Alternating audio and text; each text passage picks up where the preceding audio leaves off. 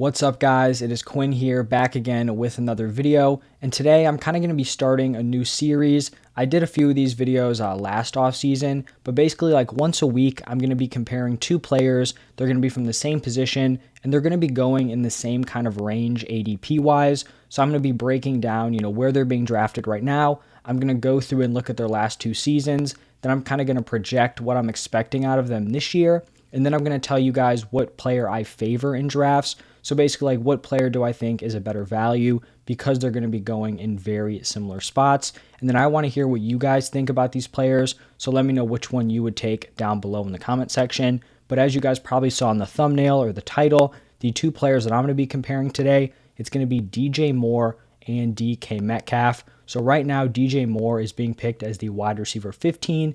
DK Metcalf is going right behind him at wide receiver 16, and they are both early fourth round picks. So they are really like right next to each other in current ADP. And let's start it off by getting into their 2020 season. And first, let's go with DJ Moore. So he was the wide receiver 27 in points per game. And when I'm using points per game, I'm just using PPR. I feel like that's kind of the most common format. So that is what I'm going to be using. So wide receiver 27 caught 66 passes on 118 targets, and then he turned that into 1,193 receiving yards and then 4 total touchdowns.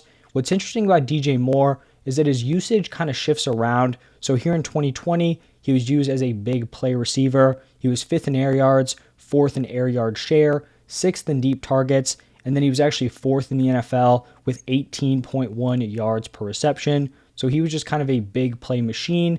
Didn't necessarily have the touchdowns, but he did have the yardage to show for it and was very efficient in terms of his receptions. Like he wasn't efficient in terms of, 66 receptions on 118 targets, but when he did catch the ball, it was a big play awaiting to happen. For DK Metcalf, he was totally different story. Finished as the wide receiver 8 in points per game, so a big difference there. Moore was wide receiver 27, Metcalf was wide receiver 8, and Metcalf caught 83 passes on 129 targets, turned that into 1,303 receiving yards, and then 10 receiving touchdowns. So he took a massive jump from 2019 to 2020. 2019 was his rookie season, really broke out as a sophomore in 2020 and was pretty dominant. And then he also was a big play receiver, number 2 in air yards and number 3 in deep targets. Now shifting over to the 2021 season. So last year, we saw DJ Moore finish as the wide receiver 26 in points per game. He played in all 17 games,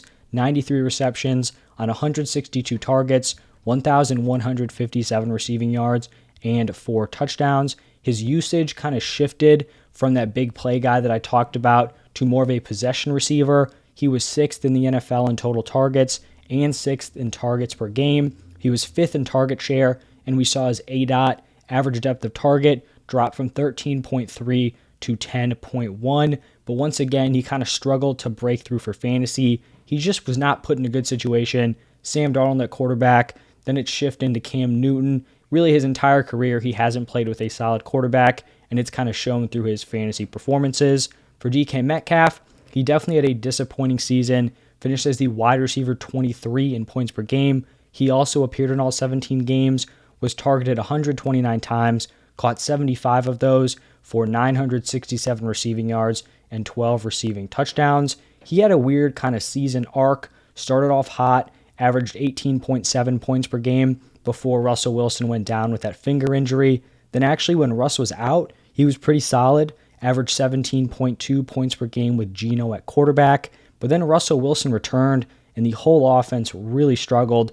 Russ struggled, and then in turn, DK Metcalf did as well. His production totally tanked, averaged 11 points per game from week 10 to week 17. So he went from an elite wide receiver 1, basically falling off and was almost unstartable in most leagues. Averaging 11 points per game for PPR is really just not even going to cut it in your lineup. So he totally fell off. Now looking into the 2022 season for Metcalf, I feel like it's kind of difficult to project his 2022 season because there are just a lot of unknowns here. The first one is that who is going to be the quarterback? Is it Drew Lock or Geno Smith? I don't really think either of those guys are great options for fantasy. We really just haven't seen DK Metcalf play without Russell Wilson for a substantial period of time. The 3-game sample size that I talked about in 2021 is really just not enough to determine, what kind of fantasy player he is going to be. But we know the Seahawks are going to have to rely on their playmakers. You're still going to see Metcalf and Tyler Lockett involved. And I feel like if anything, we may see Metcalf's usage kind of shift away from being just that big play guy to giving him some more manufactured touches, getting the ball in his hands instead of just trying to hit home runs with him. Because with those quarterbacks, I'm just not sure it's going to happen consistently. And I really feel like for Metcalf, this season is going to be a battle between his talent and the situation. Is he talented enough to, kind of overcome a not so great position for a wide receiver? For DJ Moore, I feel like it's significantly easier to kind of project what he's going to be doing because he's basically put up identical numbers the past 3 seasons. Once again, he's going to have a bad quarterback situation, so I don't really see much changing in terms of his production. If he's playing a full 17-game season, we're probably looking at around like 90 receptions, between 1,100 and 1,300 receiving yards. Kind of weird thing for DJ Moore, he just does not get into the end zone. He scored 4 touchdowns in his past 3 seasons, 4 touchdowns in all 3 of those years. And every year I've kind of expected that number to improve, and it just hasn't.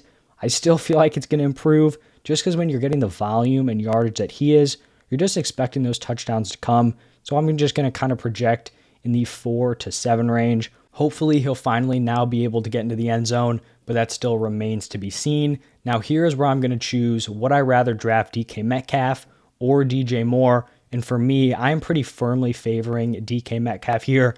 Don't get me wrong, I love DJ Moore as a player, and if I had to make like a list of wide receivers that I want to see play with a great quarterback, DJ Moore would probably be number 1 on my list. You have guys like DJ Moore, Terry McLaurin, who have just been in these really bad situations, and you just want to see them with a stud quarterback. But unfortunately, that's just not the situation he is in right now, and we know what we're getting out of him. We're probably going to be getting a low-end wide receiver 2, high-end wide receiver 3, so I just don't really understand why he's being drafted as like a high-end wide receiver 2. His highest, fantasy finish in his career was wide receiver 15, so why is he being drafted basically at his peak? We know Sam Darnold is the quarterback once again. This offense is likely going to struggle. On the other side with DK Metcalf, there's just a lot more unknowns. Maybe without Russell Wilson, DK Metcalf won't be a high ceiling player, and be more of a floor guy like DJ Moore. But there's also the other opportunity where he kind of overcomes this bad situation and just continues to ball out like the elite wide receiver he is. So I'd much rather take a shot on a player who has that high ceiling and, still could have a decent floor than take a shot on a player who's kind of proven they don't have that ceiling. And not saying that DJ Moore couldn't be that guy, but just without a good quarterback, he's proven a few years in a row that he can have solid seasons, but he is just not going to give you that elite upside. And if I'm drafting someone as like a high-end wide receiver 2, I don't want them as a floor play. I want someone who I think, if everything breaks right, can compete as like a back-end wide receiver 1, even like a mid-tier wide receiver 1 player. So that is why I would favor Metcalf here. Let me know what you guys think down below in the comment section. Would you be going with DJ Moore or DK Metcalf? But that is going to wrap it up for this one. Thank you guys for stopping by, and I'll see you in the next one.